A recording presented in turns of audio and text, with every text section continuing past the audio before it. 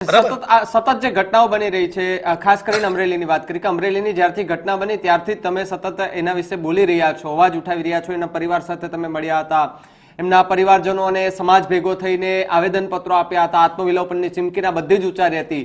ત્યારબાદથી અનેક એવા સવાલો ઉભા થયા છે કે જિગ્નેશ મેવાણી એ જાતિવાદ ફેલાવે છે. આ સામાજિક ન્યાયની લડત છે, જાતિવાદ સામેની અમારી લડાઈ છે.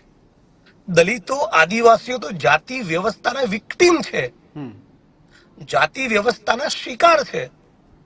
તો જે લોકો આવા વંચિતોની, ગરીબોની જાતિવાદ સામેની લડાઈને જાતિવાદ કહે છે, એ પોતે કાસ્ટિસ્ટ છે. જિગ્નેશભાઈ અગ્નિકાંડના પીડિતો માટે રાજકોટમાં લડતા હોય તો સારા, અને ઉનાના પીડિતોની વાત કરે તો નહીં સારા. જિગ્નેશભાઈ પેપર લીકના મુદ્દે બોલે તો સારા, મુસ્લિમ સમાજનું મોબ લિન્ચિંગ થયું ને એમાં બોલે તો નહીં સારા.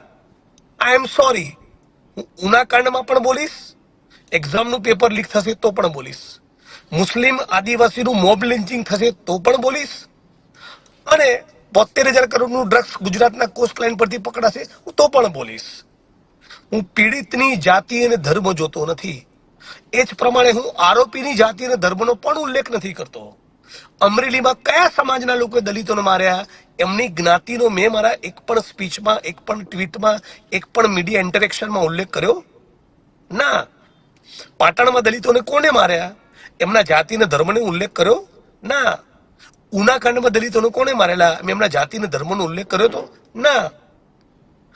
સારા અને ખોટા માણસો દરેક સમાજમાં છે. તો જે ખોટા માણસો છે દલિત સમાજમાં હોય તો પણ કાયદાનું કામ કરવું જોઈએ. જિગ્નેશભાઈ